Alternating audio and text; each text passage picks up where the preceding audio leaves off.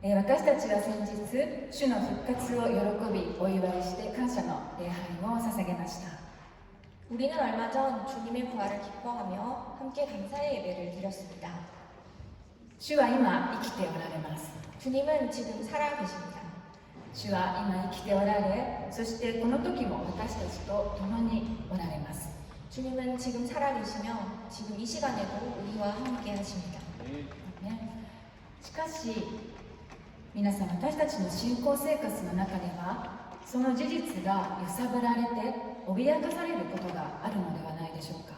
하지만 여러분, 우리의 신앙생활 가운데 이 사실이 흔들리고 위협받을 때가 있지 않으신가요? 共にいてくださる主を体験して何度も主の恵みに感動していたとしても、問題が長引き祈り続けていても何も変わらないように感じるとき、我慢できずに私たちはこう叫ぶんです。 함께 하시는 주님을 체험하고 여러 번 은혜의 감동을 받았지만 문제가 길어지고 계속 기도해도 아무것도 변하지 않는 것처럼 느껴질 때 우리는 참지 못하고 이렇게 외칩니다. 主よ、どこにいるのですか？ 주님, 어디에 계세요? 頭では分かっていても、御言葉に立ち返ろうと聖書を開いても神様が遠くにいるように思える時があるんです。 머리로는 알고 있어도, 그리고 말씀으로 돌아가려고 성경을 펼쳐도 하나님이 멀리 계신 것처럼 느껴질 때가 있습니다. しかし主は私たちのために働いておられ、思いもしないところに立っておられるのです。 그러나 주님은 우리를 위해 일하고 계시며 우리가 생각하지도 못한 곳에 서 계십니다. 今日ご一緒に開くヨハネの福音書21章にはそのことを私たちに教えてくれる箇所です。 오늘 함께 열어본 요한복음 21장은 바로 이 사실을 우리에게 가르쳐주고 있습니다. この箇所にはイエス様の復活後、ガリラヤにいる弟子たちの様子が描かれています。 이 본문에는 예수님의 부활 후 갈릴리에 있는 제자들의 모습이 그려져 있습니다. なぜ彼らはガリラヤにいるのでしょうか。 왜 제자들은 갈릴리에 있었을까요? それは復活されたイエス様が女たちに伝えた言葉に、私の兄弟たちにガリラヤに行くように言いなさい、そこで私に会えますという言葉があったからです。 그것은 부활하신 예수님께서 여인들에게 가서 내 형제들에게 갈릴리로 가라 하라, 거기서 나를 보리라 라고 말씀하셨기 때문입니다. またマルコの福音書の14章28節には、十字架にかかる前のイエス様の言葉として、しかし私はよみがえった後、あなた方より先にガリラヤへ行きますと弟子たちに告げておられます。 그리고 마가복음 14장 28절에는 십자가에 달리시기 전에 예수님께서 그러나 내가 살아난 후에 너희보다 먼저 갈릴리로 가리라 라고 제자들에게 말씀하신 장면이 나와 있습니다. 弟子たちはイエス様の言葉に従い、またイエス様にお会いできることを期待してガリラヤに来ていたんです。 제자들은 예수님의 말씀에 순종하여 다시 예수님을 만날 것을 기대하며 갈릴리로 온 것입니다. イエス様は復活された日の夕方、そしてその8日後に今度はトマスもいるところで弟子たちの前に現れました。 예수님은 부활하신 날 저녁과 그 이후로부터 8일이 지난 후 도마가 함께 있는 그 자리에도 제자들 앞에 모습을 나타내셨습니다. トマスの信仰告白がなされた感動的再会の日からどれくらい時が経っているのでしょうか。 도마의 신앙 고백이 이루어진 이 감동적인 재회 이후로부터 얼마나 시간이 흘렀을까요? それは聖書に書かれていないので分かりませんが、弟子たちはガリラヤに来ても何をするのでもなく時間を持て余しただイエス様を待っていました。 이 부분은 쓰여있지 않아서 알 수 없지만 제자들은 갈릴리에 와서도 아무것도 하지 않고 그저 시간을 보내며 예수님을 기다리고 있었을 것입니다. 人は時間がある時ほどいろいろと考えすぎてしまうものです。 사람은 시간이 많을수록 여러 가지 생각을 하게 됩니다. 弟子たちもふと気がつくと目まぐるしく過ぎ去った1週間のことを考えていました。 제자들도 어느 순간 그 숨가쁘게 지나갔던 일주일을 떠올리게 되었습니다. イエス様は群衆からの歓喜の声を受けて共に迎えられてエルサレムに入場され、弟子たちも意気揚々とイエス様の後についていきました。 예수님은 군중의 환호 속에서 환영을 받으시며 예루살렘에 입성하셨고 제자들도 기세등등하게 예수님의 뒤를 따라갔습니다. イエス様といつも一緒に過ごし、その教えや奇跡から彼こそがローマの圧政政治からイスラエルを救うメシアだと信じていたんです。 예수님과 언제나 함께하고 그 가르침과 기적을 통해 이분이야말로 로마의 압제에서 이스라엘 구할 메시아다라고 믿었습니다. そこにはメシアの側近である自分たちも政治的に良いポストが与えられるだろうという打算もありました。 여기에는 메시아의 측근인 자신들에게도 정치적으로 좋은 자리가 주어질 것이다 라는 생각도 있었을 것입니다. イエス様が何度も告げた十字架の復活、そして十字架での死と復活の予告も心のどこかでそんなことが起こるはずがないと信じていなかったのです。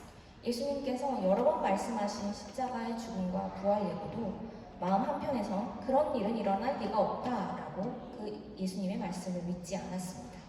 そして共に過ごした杉越の食事、その後のユダの裏切り、祭司長や長老たちがやってきてたちまちイエス様は捕らえられてしまいました。 그리고 6월절 식사를 함께한 후에 일어난 유다의 배신으로 인해 제사장과 장로들이 갑자기 찾아와서 예수님은 붙잡혀 끌려갔습니다. その瞬間、恐ろしくなって弟子たちはイエス様を見捨てて逃げ出したのです。 이 순간 두려워진 제자들은 예수님을 버리고 모두 도망쳤습니다. ペテロはイエス様の言った通り、イエス様を呪うまでしてイエス様を3度も知らないと言いました。 베드로는 예수님이 말씀하신 대로 예수님을 저주까지 하며 3번이나 모른다고 부인했습니다. そしてイエス様は人々にあざけられ、鞭打たれ、ついに十字架にかけられ、死なれました。 그리고 예수님은 사람들에게 조롱과 채찍질을 당하시고 결국 십자가에서 죽으셨습니다. しかしそれで終わりではありませんでした。イエス様は3日目に死からよみがえられたのです。 하지만 이것으로 끝이 아니었습니다. 예수님은 3일 만에 부활하셨습니다. ペテロとヨハネが急いで見に行った墓は空っぽでした。 베드로와 요한이 급하게 가서 본 무덤은 텅 빈 무덤이었습니다. そしてその復活の日の夕方、恐れで心を閉ざしていた弟子たちの前にイエス様は現れてくださいました。 그리고 부활의 저녁, 두려움에 마음을 닫고 있던 제자들 앞에 예수님이 나타나셨습니다. これがわずか1週間の間に起きたのです。 이 모든 일이 단 일주일 사이에 일어난 일이었습니다. 彼らはまだ何も消化できていませんでした。 제자들은 아직 이 모든 일을 제대로 받아들이지 못했습니다. またこの3年半の間、いつもイエス様と一緒にいた弟子たちにとってイエス様がいない日常というのはとても心細いものでした。 그리고 3년 반 동안 늘 예수님과 함께 해왔던 제자들에게 있어서 예수님이 계시지 않은 일상은 너무나도 불안했습니다. そんな中でイエス様のお言葉だけを信じ、会えることを待つ日々は非常に長く感じたのではないでしょうか。 그런 와중에 예수님의 말씀만을 믿고 다시 만날 것을 기대하는 나날들은 제자들에게 있어서 비정상적으로 길게 느껴졌을 것입니다. イエス様が閉ざされた扉の中に入り、弟子たちの前に姿を現した時、その時、弟子たちはイエス様から父が私を使わされたように私もあなた方を使わしますと証明の言葉、コーリングを受けていたのです。 예수님께서 닫힌 문을 통과해서 제자들 앞에 나타나신 그날 제자들은 예수님으로부터 아버지께서 나를 보내신 것 같이 나도 너희를 보낸다라는 사명의 말씀, 부르심을 받게 됩니다. しかし実際に自分たちだけでこれからどうしていけばいいのか、また何で生計を立てていくのか、どうやって食べていくのか、不安は募るばかりでした。 그렇지만 막상 자신들만의 힘으로 어떻게 살아가야 할지 또 무엇으로 생계를 이어가야 할지에 대한 불안은 점점 더 커져만 갔습니다. そんな時、7人の弟子たちの中でペテロが私は漁に行くと口火を切ったんです。 그때 7 제자 중에서 한 사람인 베드로가 나는 물고기를 잡으러 가겠다라고 먼저 입을 열었습니다. ペテロは元漁師でした。またゼベダイの子たちと書かれているヤコブとヨハネの兄弟も同じく漁師だったのです。 베드로는 원래 어부였고 세베대의 아들들로 불리는 야고보와 요한 형제 역시 어부였습니다. ペテロはかつてイエス様から私についてきなさい、人間を取る漁師にしてあげようと声をかけられてイエス様についていった人でした。 베드로는 한때 예수님으로부터 나를 따르라 내가 너를 사람 낚는 어부가 되게 하리라 라는 이 부르심을 받고 예수님을 따랐던 사람입니다. そのペテロが故郷ガリラヤでイエス様にお会いできるのを待っている間に、以前捨てたはずの網を再び持って私は漁に行くと言ったのです。 이런 베드로가 고향 갈릴리에서 예수님 만나기를 기다리는 동안 이전에 버렸던 그물을 다시 들고 나는 물고기를 잡으러 가겠다라고 말한 것입니다. そのように言葉にした彼の心にはさまざまな思いが入り混じり渦を巻いていました。 이렇게 말한 베드로의 마음속에는 여러 가지 생각이 뒤섞여서 소용돌이 치고 있었습니다.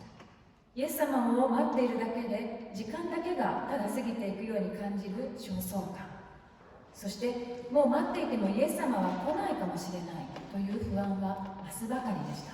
예수님을 기다리기만 하고 시간이 흘러가는 것만 같은 이 초조함, 그리고 이제는 기다려도 예수님이 오시지 않을지도 모른다라는 불안감이 점점 더 커져갔습니다. また何よりもイエス様を知らないと言ってしまったあの瞬間がフラッシュバックして情けない思いや恥ずかしさ、後ろめたさがそのループから抜け出せずに自分を責めていました。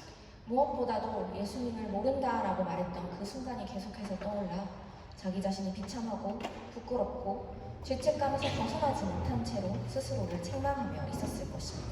自分はもうイエス様の弟子にふさわしくないと自分自身に見切りをつけて漁師に戻ろうとしていたのかもしれません。 나는 더 이상 예수님의 제자로 합당하지 않다라고 자기 자신을 단정짓고 어부의 삶으로 돌아가려 했을지도 모릅니다. すると他の弟子たちも同じように私たちも一緒に行くとペテロに続いたんです。 그러자 다른 제자들도 똑같이 우리도 함께 가겠다라며 베드로를 따라 나섰습니다. そして弟子たちは夜に漁に出て行きました。 그리고 제자들은 밤에 고기를 잡으러 나갑니다. 暗い夜というのは網や人間が見えにくいために魚の警戒心が薄れて漁には最適な時間でした。 어두운 밤은 사람이나 그물이 잘 보이지 않기 때문에 물고기의 경계심이 낮아져서 물고기 잡기에 아주 좋은 시간이었습니다. しかしどうしたことでしょうか。全く魚が取れないのです。 그런데 이게 어찌된 일인지 전혀 물고기가 잡히지 않았습니다. 久しぶりだから少し感覚が鈍っているのかもしれない。彼らは何度も場所を変えて網を下ろします。 오랜만이라서 감각이 좀 둔해진 것 같아 라며 그들은 몇 번이나 자리를 바꿔가며 그물을 내렸습니다. ペテロの中にはイエス様の弟子としては失格な自分も漁師の仕事だったらきっとうまくやっていけるだろうという自負がありました。 베드로의 마음속에는 예수님의 제자로서는 실패한 자신이지만 어부로서는 분명히 잘 해낼 수 있을 것이라는 그러한 자부심이 있었을 것입니다. しかし一匹も取れないのです。ペテロと他の弟子たちはどれほど落胆し失望したことでしょうか。 그렇지만 한 마리도 잡히지 않았습니다. 베드로와 다른 제자들은 너무나도 낙심하고 실망했을 것입니다. すると辺りがだんだん明るくなり始めて夜が明けてきました。しかしそれは漁の終わりが近づいていることを表していたんです。 그때 주변이 점점 밝아지며 날이 새기 시작했습니다. 이것은 곧 물고기 잡이의 끝이 가까워져 왔다라는 것을 의미합니다. 待っていてもイエス様は一向に現れない。漁に出ても網は空のまま。何をやってもうまくいかない。 기다려도 예수님은 오시지 않고 고기를 잡으러 나가도 그물은 비어있고 무엇을 해도 되는 일이 없었습니다. 主はどこにいるのか、何をしておられるのか。やはりあの時私たちがイエス様を見捨てて逃げていったから私たちも主に見捨てられたのではないか。 주님은 도대체 어디 계신가? 무엇을 하고 계시지? 역시 그때 우리가 예수님을 버리고 도망쳤기 때문에 우리도 주님께 버림받은 것이 아닐까?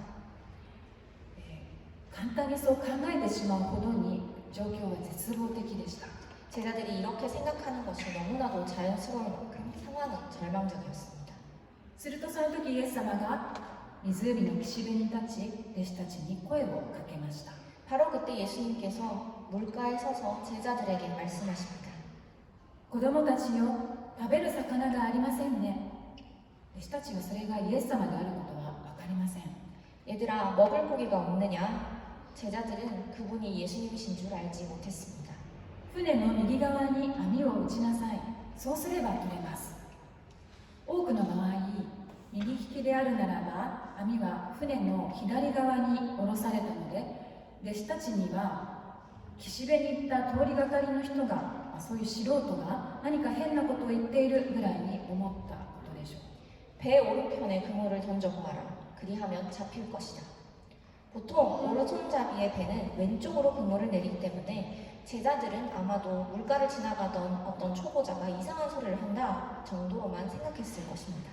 しかし彼らは一縷の望みをかけて、その言葉通りに右側に網を打ってみました。すると網を引き上げることができないほどのおびただしい数の魚が取れたのです。 그러나 제자들은 한 줄기 희망을 갖고 그 말대로 배의 오른편에 그물을 내려보았습니다. 그러자 그물을 끌어올릴 수 없을 만큼 엄청난 양의 물고기가 잡혀 올라왔습니다. その瞬間弟子たちは以前も同じようなことがあったと思い出しました。 그 순간 제자들은 이전에 비슷한 일이 있었다라는 것을 떠올렸습니다. 深みに漕ぎ出して網を下ろして魚を取りなさい。ルカの福音書の5章に出てくるペテロの船に乗ったイエス様の言葉でした。 깊은 데로 나가 그물을 내려 고기를 잡으라. 누가복음 5장에 나오는 베드로의 배에 타셨던 예수님의 말씀이었습니다. その時も夜通し漁をしても全く取れなかったのに、その言葉に従って網を下ろしてみたところ、網が破れそうなほどの魚で2艘の船が沈みそうになったのです。 그때에도 밤새도록 고기를 잡았지만 아무것도 잡지 못했는데 이 말씀에 순종해서 그물을 내려보니 그물이 찢어질 만큼 많은 고기가 잡혀 두 척의 배가 가라앉을 지경이 되었던 그때의 이야기입니다. そのようなことがおできになるのはイエス様しかいない。夜明けの岸辺に立つ一人の人の姿とイエス様が重なり、ヨハネが主だとペテロに言いました。 이런 일을 하실 수 있는 분은 오직 예수님밖에 없어. 새벽의 바닷가에 서 있는 한 사람의 모습이 예수님과 겹쳐 보이면서 요한이 주님이시다 라고 베드로에게 말했습니다. ペテロは驚いたのか、もしくは急いだのか、湖に飛び込み、また他の弟子たちは網を引いてイエス様がいらっしゃる岸辺に戻りました。 베드로는 놀랐던 건지 아니면 서두르려고 한 건지 물에 갑자기 뛰어들었고 제자들은 그물을 끌고 예수님이 계신 해변으로 돌아왔습니다. 陸に上がるとそこには弟子たちのために用意された朝ごはんがありました。 땅에 올라와 보니 거기에는 이미 제자들을 위해 준비된 아침 식사가 있었습니다. そして今弟子たちが取ってきた魚もその炭火に加えられて、弟子たちはイエス様とこの上ない喜びの朝食の時を過ごしたのです。 그리고 방금 제자들이 잡은 물고기도 숯불 위에 함께 올리며 제자들은 예수님과 함께 더할 나위 없는 기쁨의 아침 식사를 나누었습니다. このエピソードはただ魚が取れてよかったねという大量の奇跡の話ではありません。 이 이야기는 단순히 물고기가 많이 잡혀서 좋았다라는 기적의 이야기가 아닙니다. ここから私たちは神様のどんなお姿に目を留める必要があるのでしょうか。 여기서 우리는 하나님의 어떤 모습에 주목을 해야 할까요? 弟子たちは夜通し働きましたが何一つ取ることができませんでした。 제자들은 밤새도록 수고했지만 아무것도 잡지 못했습니다. 漁師としての経験も全く役に立たず、自分たちの力の限界を突きつけられたのです。 어부로서의 경험도 전혀 도움이 되지 않았고 자신들의 힘의 한계를 철저하게 깨달았습니다. まさしく虚しく引き上げられる空っぽの網がその現実を表していました。 헛되이 끌어올린 빈 고물이 바로 그 현실을 보여주고 있었습니다. これは私たち自身の姿でもあるのではないでしょうか。 이것은 우리의 모습이기도 하지 않을까 합니다. 頑張って努力しても結果が出ない。祈りを積んでも答えが見えない。私にはもう何もないと感じる時があります。 열심히 노력해도 결과가 없고 기도를 쌓아도 응답이 보이지 않으며 나에겐 이제 아무것도 없다라고 느껴질 때가 있습니다. 何をしてもうまくいかない。主はどこに行ってしまったのか。なぜ助けてくださらないのか。 무슨 일을 해도 잘 되지 않고 주님은 도대체 어디에 가신 거야? 왜 나를 도와주시지 않는 거야? 라고 묻게 됩니다. しかし弟子たちが疲れ果てて空っぽの網を前に絶望していたその時、イエス様はどこで何をしておられたのでしょうか。 그러나 제자들이 지쳐서 빈 그물 앞에 두고 절망하고 있을 때 예수님은 어디에서 무엇을 하고 계셨을까요? イエス様は炭火で岸辺で炭火を起こし、弟子たちのために魚とパンを用意して朝ごはんの準備をしてくださっていたんです。 예수님은 바닷가에서 숯불을 피우시고 제자들을 위해 물고기와 빵으로 아침 식사를 준비하고 계셨습니다. そして岸辺に立って弟子たちを見ておられました。 그리고 그 바닷가에 서서 제자들을 바라보고 계셨습니다. 弟子たちはそれに気づきませんでした。イエス様であるということがわからなかったんです。 제자들은 이것을 알지 못했습니다. 그분이 예수님인 줄을 알지 못했습니다. 主はそこで初めて彼らに声をかけられました。子供たちよ、食べる魚がありませんね。 예수님은 그때 비로소 제자들에게 말씀하셨습니다. 얘들아, 먹을 물고기가 없느냐? 主は彼らの現実を見ておられ、その虚しさを知っておられる方です。 주님은 이들의 현실을 보고 계셨고 그 공허함을 아시는 분이셨습니다. 食べるものがないのもご存知で、その必要を満たしてくださる方なんです。 먹을 것이 없는 것도 알고 계시며 그 필요를 채워주시는 분이십니다. 私たちもイエス様にあって神様の子供とされた者たちです。 우리도 예수님 안에서 하나님의 자녀가 된 사람들입니다. 親が子供のために働き、食べるものを用意して、子供たちをいつも愛の眼差しで見ておられるように、私たちの天の父も私たちに関心を持って、いつも私たちを見ておられ、私たちのために働き、その必要をご存知で満たしてくださる方なんです。 부모가 자녀를 위해 일하고 먹을 것을 준비하며 자녀를 늘 사랑의 눈길로 지켜보듯이 우리의 하늘 아버지도 우리에게 관심을 가지시고 항상 보고 계시며 우리를 위해 일하시고 우리의 필요를 아시고 채워주시는 분이십니다. しかし皆さんの中にはある疑問を持つ方がいらっしゃるかもしれません。 그렇지만 여러분 중에서는 이런 의문을 가진 분이 있을 수도 있습니다. それは夜が明ける前から岸辺におられたなら、どうして主はもっと早く助けてくださらなかったのかという疑問です。 주님이 이미 새벽 전부터 그곳에 계셨다면 왜 더 일찍 도와주시지 않았을까요? 라는 질문입니다. なぜ弟子たちが必死になってここでもないあそこでもないと網を下ろして漁をしている最中に声をかけてくださらなかったのか。 왜 제자들이 필사적으로 여기도 아니고 저기도 아니라며 여기저기 그물을 내리고 고기를 잡고 있을 때에는 왜 아무 말도 하지 않으셨을까요? 共にいてくださるならどうしてその時に声をかけてくださらないのか。 함께 계셨다면 왜 그 순간에 말씀하시지 않으셨을까요? そこに神様の心を理解する大切なヒントがあるのではないでしょうか。 여기에 하나님의 마음을 이해할 수 있는 중요한 힌트가 있습니다. イエス様は待っておられたのです。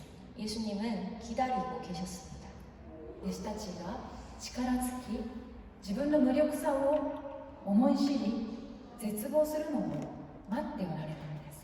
제자들이 힘이 다하고 자신의 무력함을 깨닫고 절망에 이르기까지 기다리고 계셨던 것입니다. 考えてみてください。彼らが必死になって頑張っている時に、イエス様が岸辺から声をかけたとしても、彼らはその声に気がついたでしょうか。 한번 생각해 보시기 바랍니다. 그들이 필사적으로 열심히 일하고 있을 때 예수님께서 해변에서 이렇게 말씀하셨다면 과연 제자들이 예수님의 목소리를 들을 수 있었을까요? そんな声は耳に入らなかったのではないでしょうか。 아마도 예수님의 목소리는 들리지 않았을 것입니다. たとえ気づいたとしても、船の右側に網を下ろすなど聞いたことがない。素人は黙っていろ。自分たちは腕の良い漁師だったのだと素直にその声に聞き従えなかったのではないでしょうか。 설령 그 목소리를 들었다고 하더라도 배 오른편에 그물을 내려라 라는 말을 들어본 말은 어부들은 들어본 적도 없는 이야기인데다가 제자들은 초보자는 그냥 가만히 있어라. 우리는 솜씨가 좋은 어부였다 라며 그 말에 순순히 따르지도 않았을 것입니다. 夜が明け始め、何も取れない空っぽの網を前にして自分たちに絶望した彼らだからこそイエス様の声を聞く心が持てたのです。 밤이 밝아오고 아무것도 잡히지 않은 빈 그물을 앞에 두고서 스스로에게 절망한 제자들이었기 때문에 비로소 그들은 예수님의 음성을 들을 수 있는 마음을 갖게 된 것입니다. 神様はいつも私たちを助けたいと思っておられます。 하나님은 언제나 우리를 돕기를 원하십니다. しかし私たちは神様にお伺いするよりも自分の経験値や力に頼り必死になっている間は神様が私たちを助けることができないのです。 그러나 우리가 하나님께 묻기보다 나 자신의 경험과 능력에 의지해서 필사적으로 애쓰고 있는 동안에는 하나님께서는 우리를 도우실 수 없기 때문입니다. 実際ペテロの中にはもしもうイエス様に会えなかったとしても最悪自分は元の漁師に戻ればいいやという思いがあったはずです。 실제로 베드로의 마음속에는 혹시 다시는 예수님을 만나지 못하더라도 최악의 경우엔 어부로 돌아가면 될 것이다 라는 생각을 하고 있었을지도 모릅니다. 神様に頼るのではなく結局頼りになるのは自分の力だけ。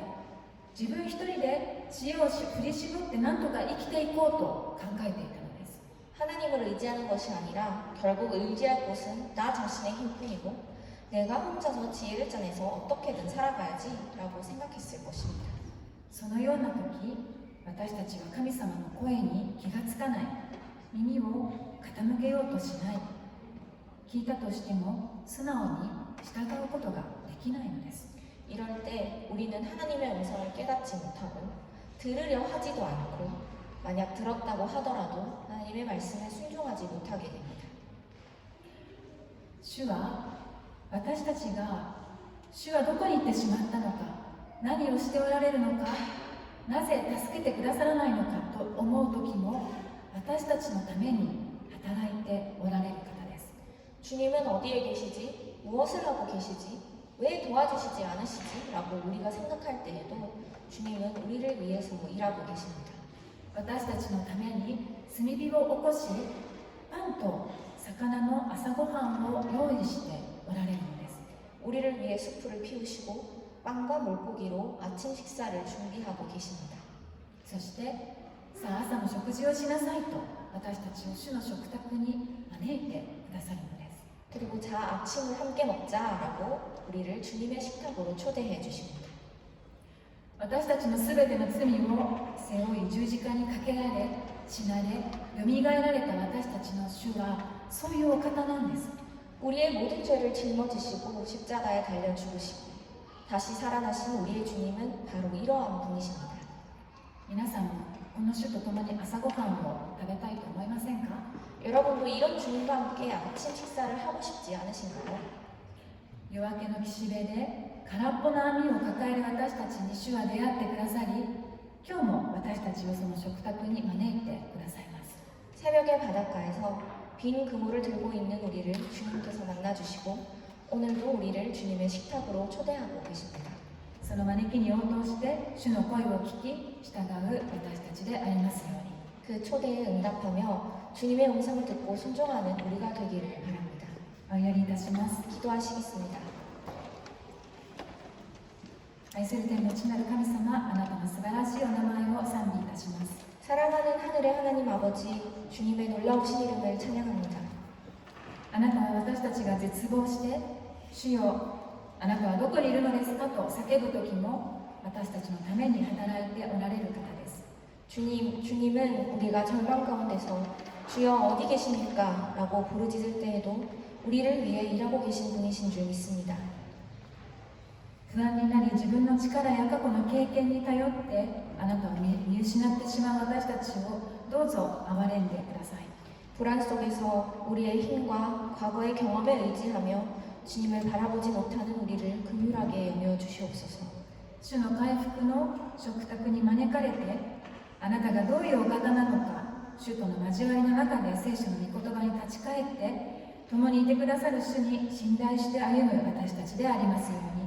주님의 회복의 식탁으로 우리를 초대하여 주시고 주님과의 교제 속에서 그리고 말씀을 통해서 하나님께로 돌아가 항상 우리와 함께 하시는 주님을 신뢰하며 살아갈 수 있도록 도와주시옵소서. 今空っぽの網を抱える者たちに夜明けの岸辺で出会ってくださり、主の眼差しと御声を注いでください。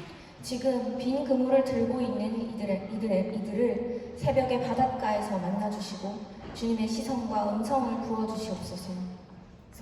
そして皆が主の用意された満たしてくださる必要とその食事によって力を得て主とつながり続けていくことができますように祝福してください。 그리고 우리 모두가 주님께서 예비하시고 채워주시는 그 필요와 양식을 통해 새 힘을 얻고 주님과 끊임없이 연결되어 살아갈 수 있도록 축복하여 주시옵소서.